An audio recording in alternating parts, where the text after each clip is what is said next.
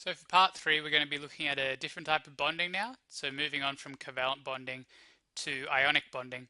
And as the name suggests, it's actually bonding between ions rather than between atoms. So before we move on, I just wanted to make the point that it is a bit easy to get lost in the detail of what we're doing in this lecture with all the technicalities with the different bondings and such. Just remember that why this is actually happening. So all these bonding and connections is basically just a way for the atoms to form larger and more complex compounds and molecules. So all of the compounds and molecules that we rely on in our body, like our proteins inside our cells, etc., are made up of these atoms, and they're all working together to perform a particular function. So it's important not to lose that larger view of what these compounds are and what they do, even though we're looking at the real nitty-gritty of, what is a chemical bond, etc. Alright, so now we're going to be focusing on the second branch of our chemical bonding, of ways that atoms can actually connect together. And this is where one atom will give away an electron, which is accepted by another atom. And when this occurs, the atoms actually turn into ions because they become positively or negatively charged. And this process is called ionic bonding. So this goes back to the octet rule, because the octet rule tells us that atoms will lose, gain, or share their valence electrons to make sure they have 8 in their outer shell to become stable and satisfy that octet rule. So the share part of this actually comes from what type of bonding? What type of bonding involves sharing? So that's the covalent bonding.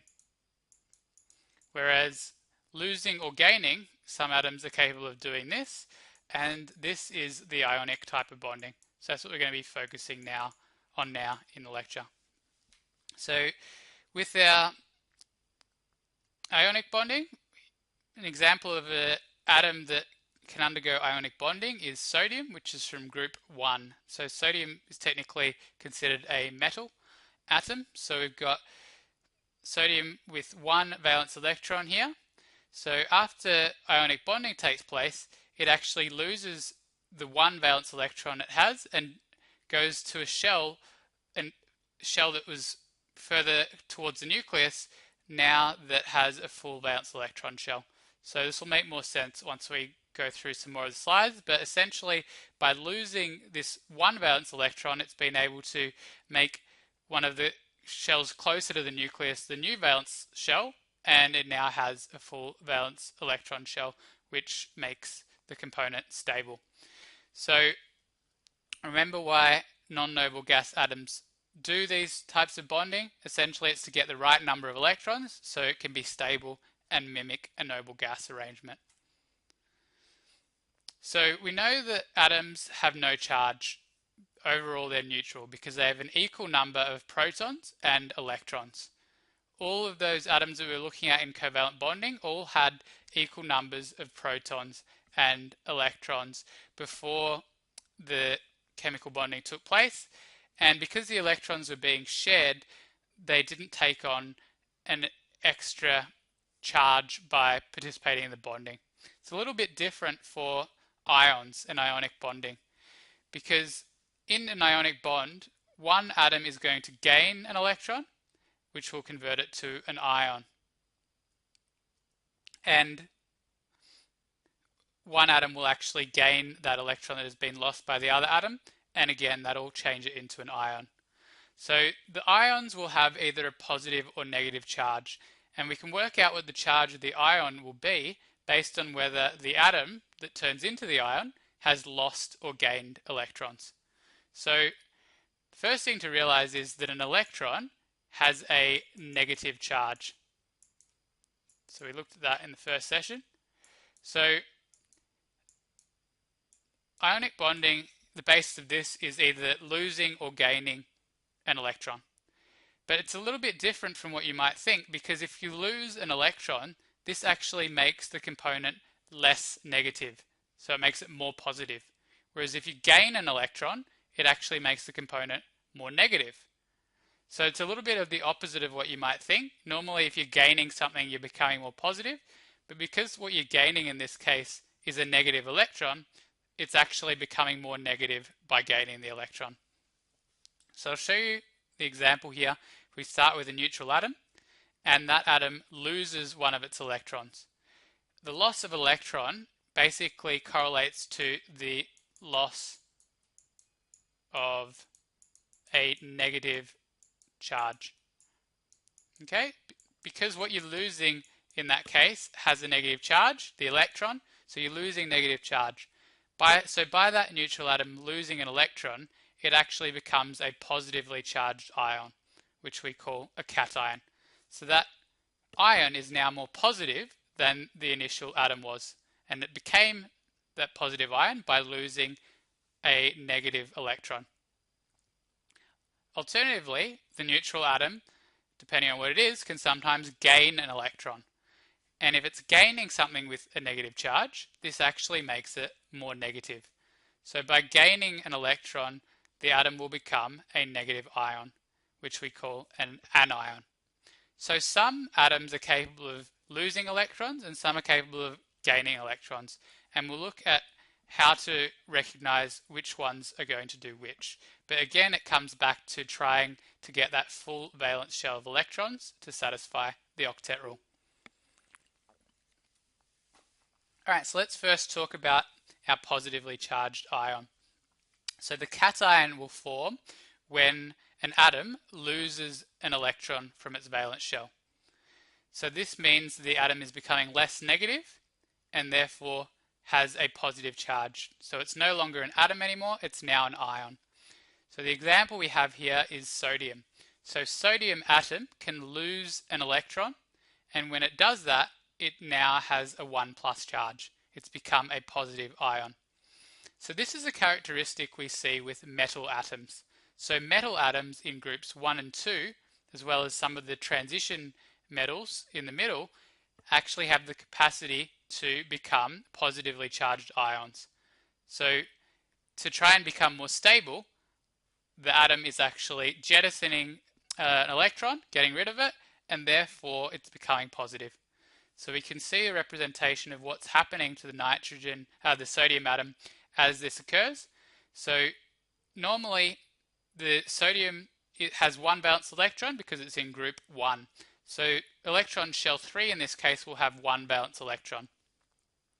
But by participating in a ionic bond, sodium will actually get rid of one of its electrons, which will be accepted by another atom. So let's see what the consequence of doing that for sodium is. So after it loses the one electron from shell 3, then shell 3 is no longer there. So for example, if I draw the shells, sodium will have 3 shells.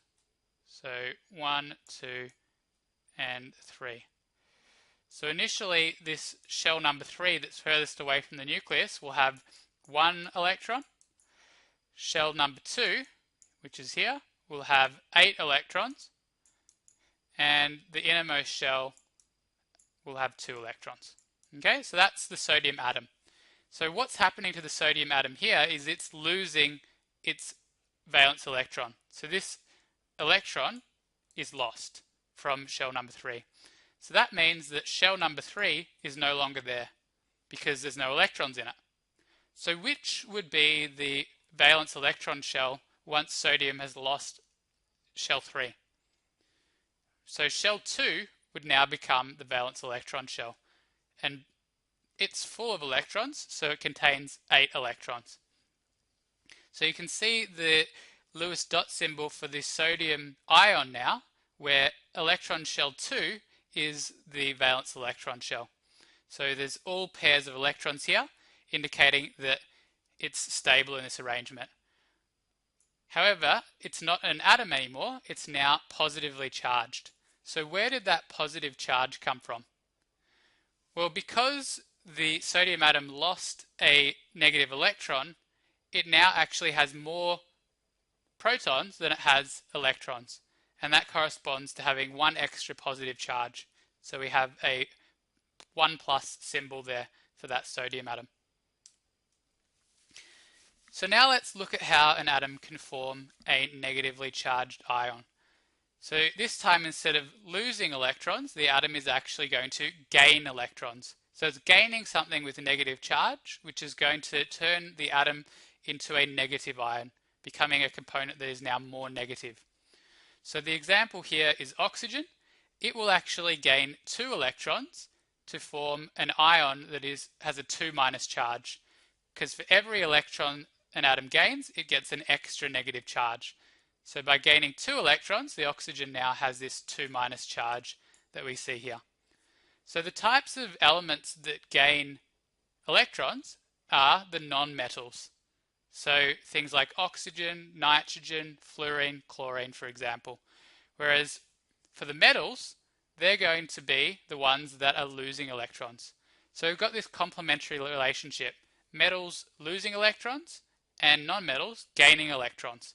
So you can see how these would work together to be able to form an association. The metal will actually give away its electron to the non-metal. And that's what happens in an ionic bond, which we'll get to in a little bit. So let's have a look at the example of oxygen. So we know that oxygen has 6 valence electrons because it belongs to group 6. You can check this on your periodic table if you like. So how many valence electrons does the oxygen atom want? Well, the oxygen atom wants 8 valence electrons. Why does the oxygen atom want 8 valence electrons? To satisfy the octet rule. Why is it important that atoms can satisfy the octet rule? Well, this actually allows the atoms to be more stable and to be unreactive, which is a lower energy state, which is favorable for those atoms.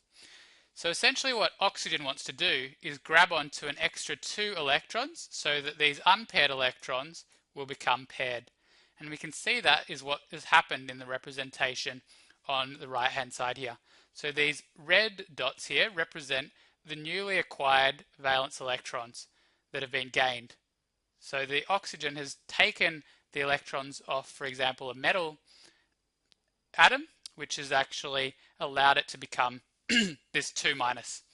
We have 2- here because the oxygen will now actually have 2 more negative charges than it previously had, corresponding to 2 extra electrons more than it has protons in the nucleus.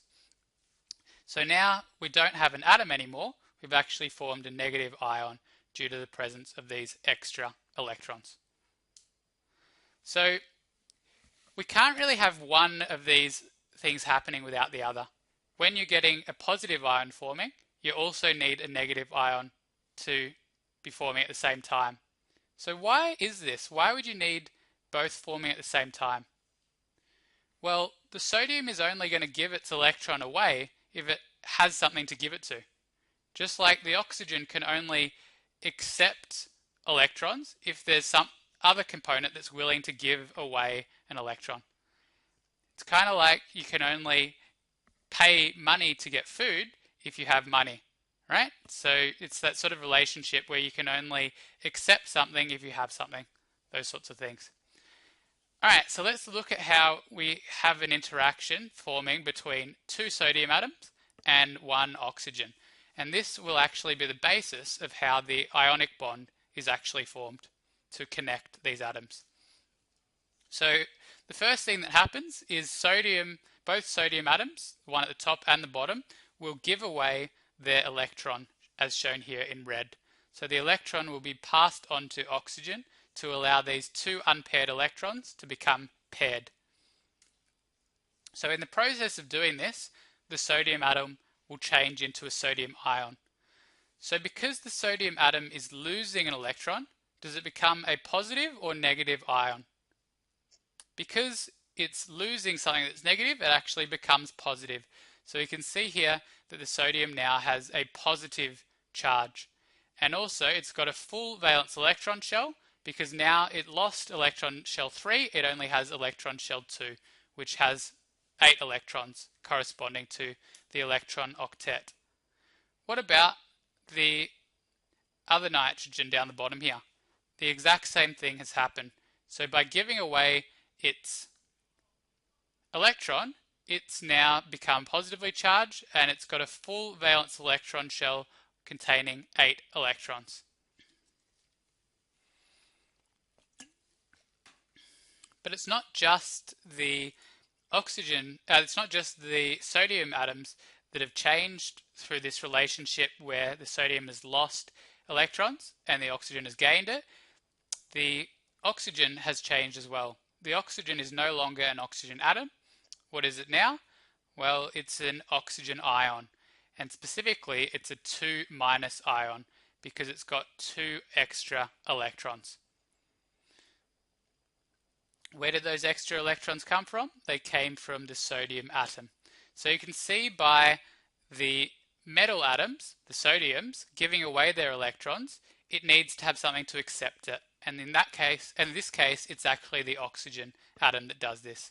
So we've got this complementary relationship between the metal that gives away the electrons and the non-metal that accepts the electrons.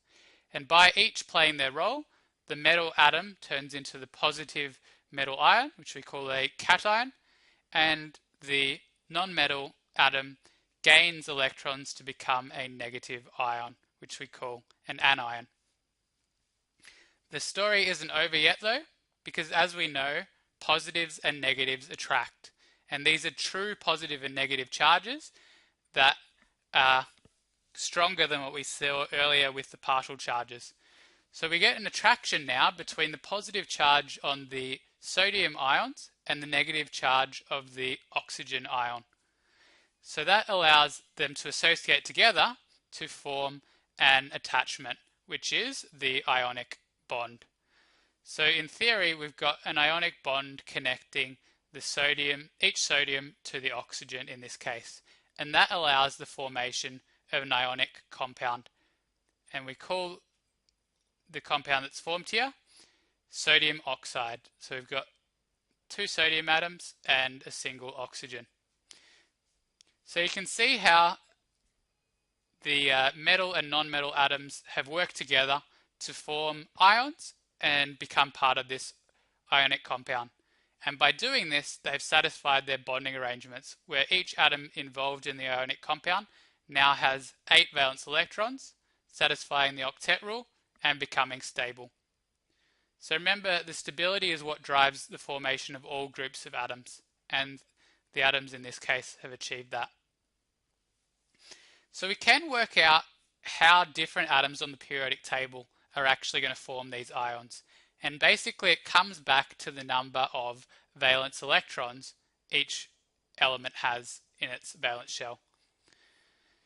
So the valence electrons is equal to the group number, which I showed you earlier.